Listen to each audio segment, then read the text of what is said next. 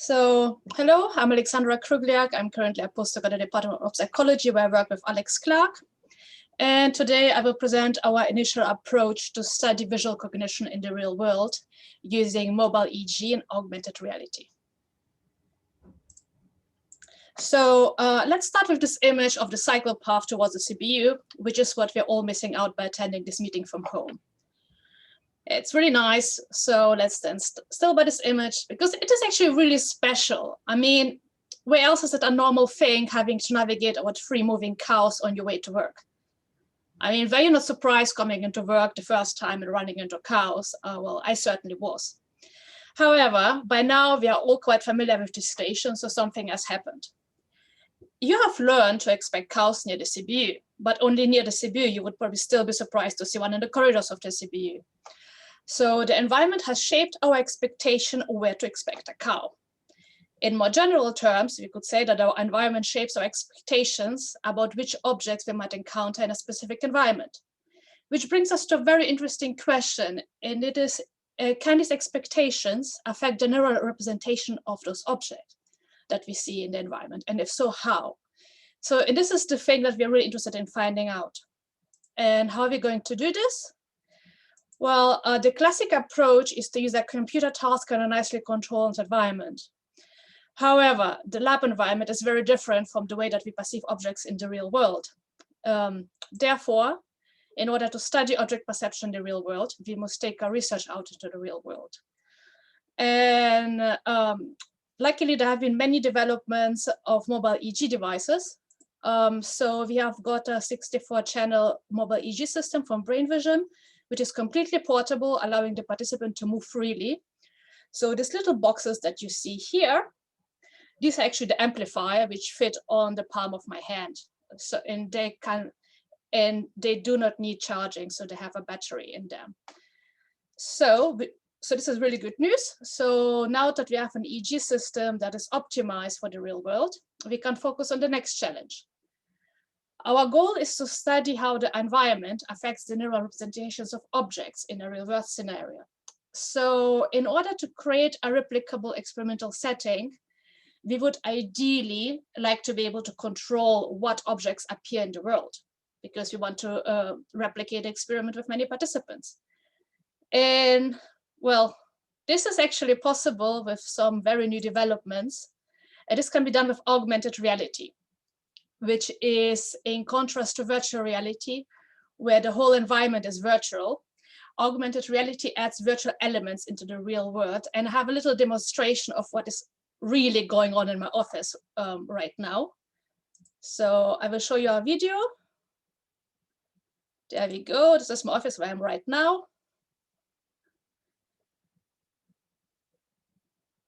This is augmented reality for you. Yeah.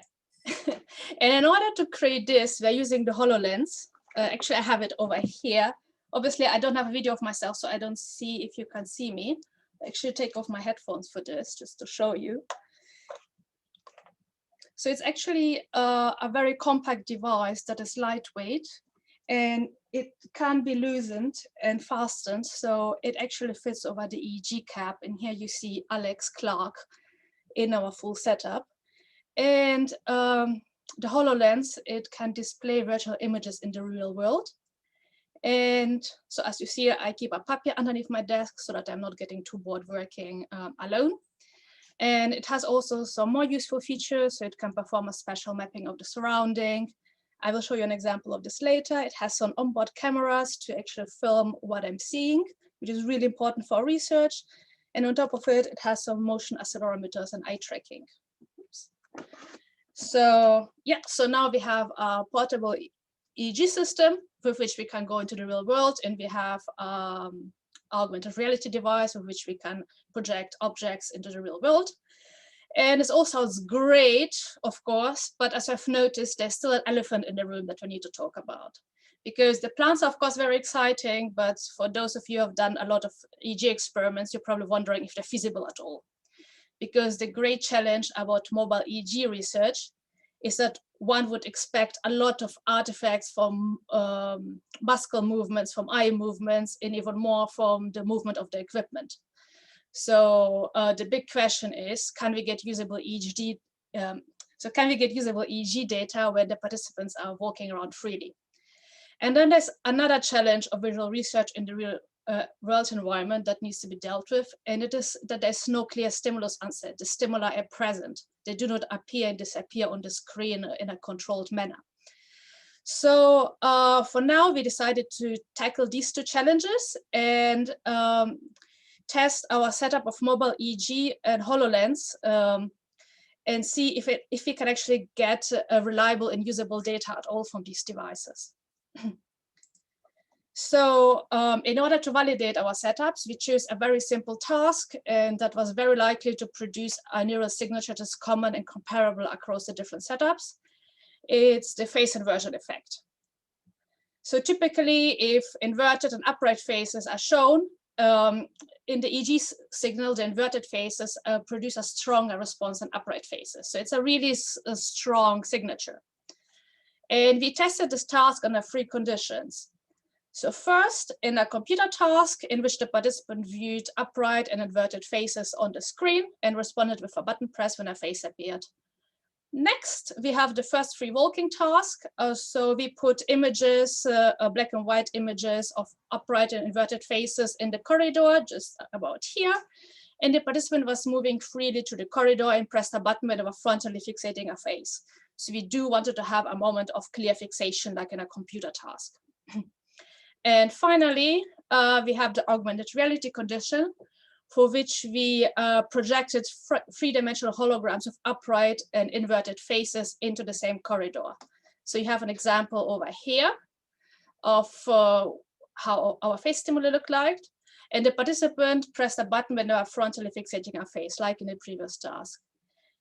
And I could imagine it might be a bit difficult for you to imagine how augmented reality look like when it's not like an elephant jumping around in my office. So I have a short demo for you on the next slide. So on the right, you see a video of me walking down the corridor with the HoloLens. And in the small video next to it on the left, you see what I'm actually seeing through the HoloLens.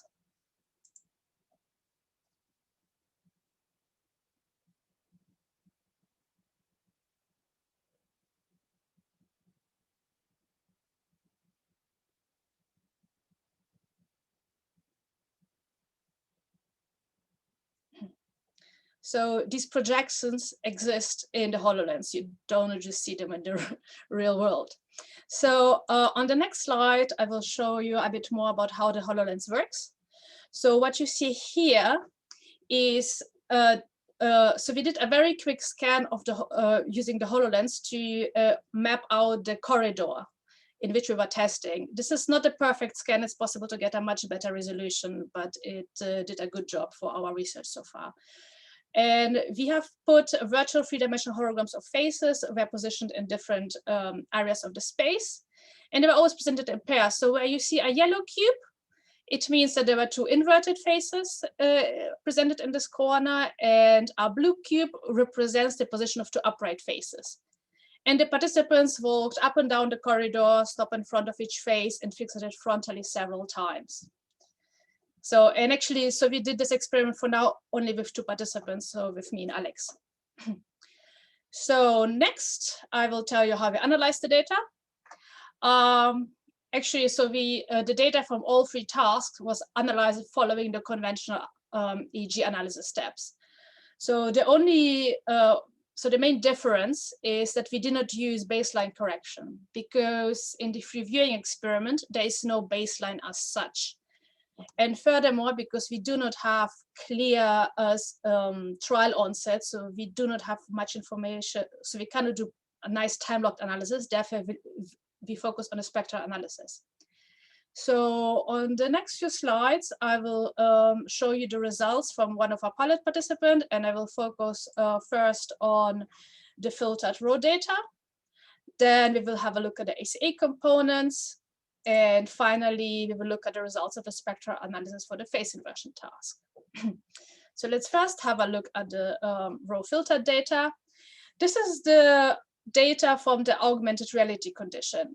And this is the condition we expected to see most of the artifacts. So the motion artifacts, but also we were worry that, I mean, if you have done any EEG experiments with additional equipment, you know that there is the risk that it will induce some special artifacts.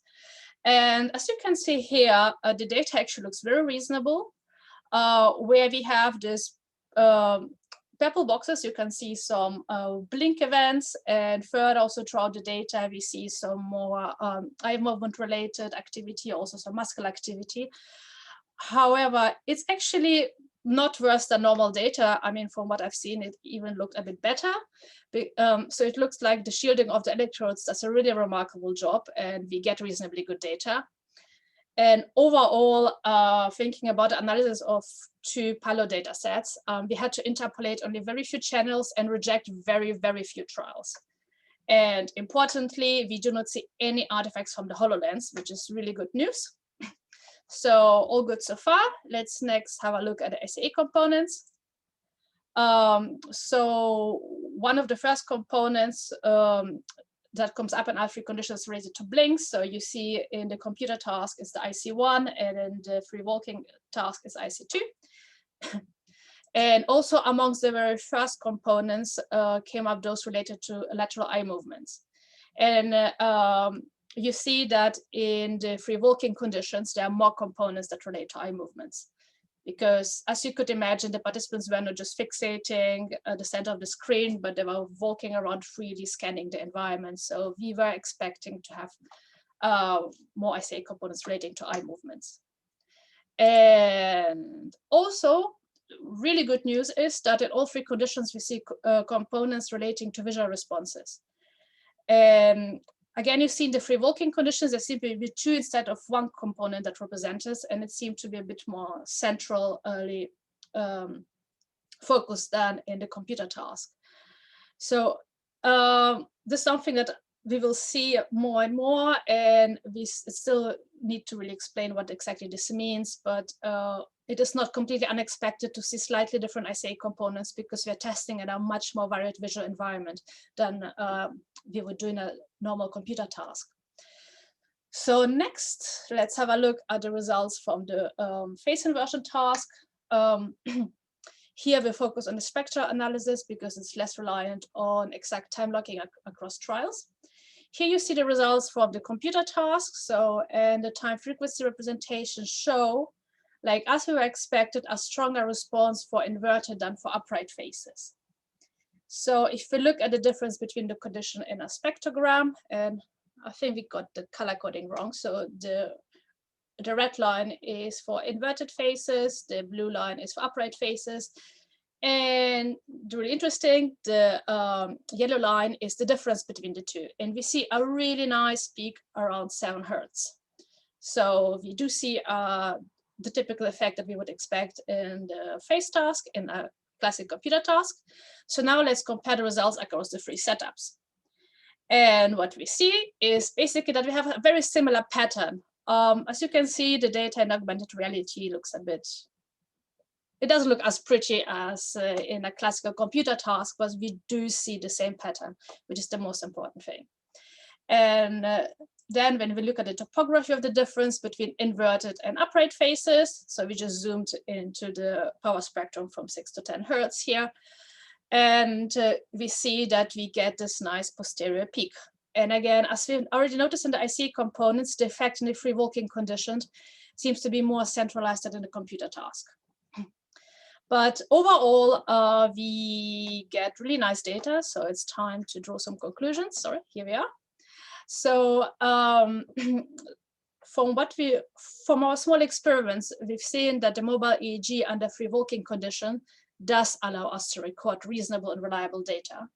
This is already very good. And also we're very happy that the HoloLens is compatible with mobile EEG. We do not see any artifacts in the EEG signal. And another really important factor for our further research is that the artificial 3D holograms actually induce recognizable visual responses in EEG. So we can't work with artificial objects, and the brain seems to respond to them as or similarly like to new ones. I think I'm running out of time, so I do not have time to tell you what we're going to do next, but you're obviously very welcome to ask in the question sessions. sorry. So thank you very much for your attention. I would like to thank Alex Clark, of whom you've seen a lot in this presentation, because he was the first pilot participant who did all our experiments. And here you also have my contact details. So if you get some more question, or if you're very excited about this new technology, when also at some point we want to do a bit more testing. So if you're really curious and would like to participate yourself, you can get in touch and we will see when we are able to test it under which conditions. So thank you very much. Thank you very much, Alexandra. That was cool. My first question, if I may, is, so what are you going to do next? So I share the screen again. So what we're going to do next? Next, we would like to see if we can also get nice, reliable data if a participant is walking around freely in the environment and doesn't have a fixed stimulus. And then also, obviously, we want to relate it to EEG. So I have a little example. There we go. Actually, we already done the very first recording of reviewing in the real world. So Alex had a little walk with the mobile EEG system here around the block at the Downing side. This was before lockdown. So, and here we didn't have the HoloLens yet. So we used a Raspberry Pi camera that was mounted to the head to record a video. And the goal is, oops, next. And the goal is to relate the continuous EEG signal to data from a V1, V2 model, which we will base on the video recording. So we will just look at each frame of the video and put it through a neural network. And then we hope, so we will get a visual feature information over time. And then we can relate them with a GLM with each electrodes. So we really excited. We want to be able to relate the information from the video about the visual features that appear in the real world to a continuous EEG signal. And for now, actually, so these are the results. And actually, we do see a significant relationship between posterior electrode responses and the visual statistics of the environment. So this is really exciting, and we're looking forward to do more experiments as soon as we're allowed to, because at the moment, we're just really at the absolute beginning of our research.